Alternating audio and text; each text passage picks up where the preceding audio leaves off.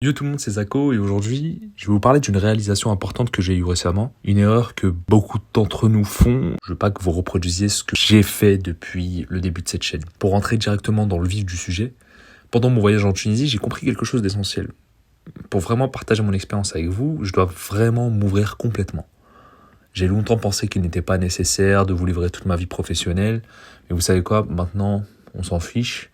Je veux être authentique avec vous. Ça a toujours été un petit problème chez moi parce que j'ai toujours été quelqu'un qui rase les murs, qui ne veut pas forcément penser à soi-même, mais plutôt servir son prochain. Et j'ai tendance à en faire trop. Mais concrètement, là, c'est ma chaîne YouTube. Je vais me concentrer que sur moi-même et vous saurez tout sur moi. Là, c'est le changement de ma direction artistique et bienvenue dans ma première vidéo de ce changement-là, où clairement, on va parler de Zako, ce que je suis, ce que j'étais, et ce que je vais devenir. Zako, Zakishan, Zak, Zaki, tout ce que vous voulez, ça vient du prénom Zakaria. Donc je suis de l'origine algérienne. Et j'étais un gamin assez normal jusqu'à mes 18 ans, donc on va épargner ces détails et on va directement rentrer dans ma vie post-bac, où clairement j'ai directement commencé dans un cursus en informatique, un peu par dépit ou par intérêt, parce que j'étais attiré par l'informatique et les ordinateurs et les jeux vidéo et toute la partie tech, machin. Comme 80% de notre génération. À ce moment-là, j'avais réalisé que c'était un tout autre univers. J'ai dû m'attacher à certaines notions, comme 60-70% des gens dans l'IT. Je me suis attaché au développement. Ça a donné naissance à de nombreux projets qui sont tombés à l'eau. Si vous allez sur mon GitHub, il doit y avoir 9 projets sur 10 qui sont juste des poubelles, des projets oubliés ou des projets pas du tout aboutis. Le 10e restant a donné naissance à de sacrés beaux projets. Notamment en 2022 où mon gars sûr Yanis et mon camarade de classe qui m'a parlé d'un projet qui pourrait avoir un sacré potentiel. C'était la naissance de Recharger mon auto. En effet, il y avait Yanis dans l'histoire et il y avait aussi Cédric. On a monté cette start-up dans l'électromobilité. On accompagne tout type de clients dans leurs projets de bornes pour voitures électriques. Bon, je vous invite à voir le TEDx qui le concerne parce que sinon, si je rentre trop dans les détails, ça va être une vidéo trop longue. Donc, on a développé un logiciel pour gérer tous les services autour de la recharge. Donc, il y a tout un écosystème derrière. On a développé quelque chose, la boîte est toujours active, donc tout roule comme sur des roulettes.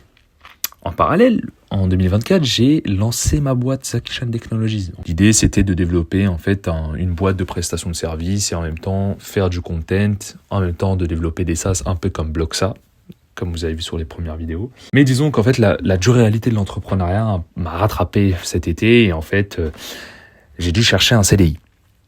Pour tout simplement une stabilité financière et aussi une stabilité mentale, si je peux me permettre. J'ai trouvé ce CDI, j'ai commencé ce CDI et j'ai dû donc déléguer mes responsabilités sur Recharger mon auto et je vais devoir fermer Zakishan Technologies. Alors, croyez pas que je vais m'arrêter pour autant. Je vous ai parlé d'une nouvelle direction artistique, c'est que rien n'est terminé. Justement, ce n'est que le début. Déjà, dans un premier temps, pour des raisons de confidentialité, je ne parlerai pas en détail de mon CDI.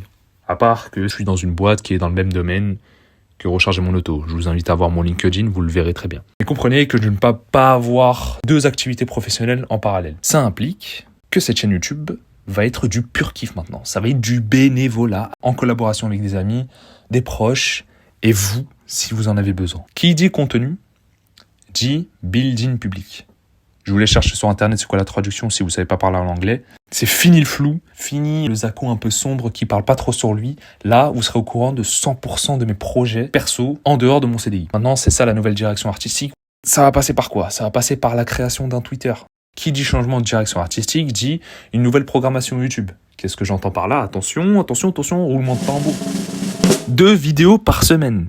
Oui, vous l'avez bien entendu, 2 vidéos par semaine. On va garder une vidéo le lundi, comme je le faisais assez bien, en tout cas, sur les Zako Life. Mais on sera pas forcément sur du Zako Life. Mais il y aura aussi les Zako News les mercredis soirs. Donc en fait, ça sera des vidéos sur la tendance, sur l'actualité tech, mais très deep. C'est-à-dire qu'on sera pas en train de dire « il y a le nouveau l'iPhone 16, waouh !» Non, on sera pas ce jojol, on sera pas Jean-Mi qui fait des reviews sur un téléphone, non.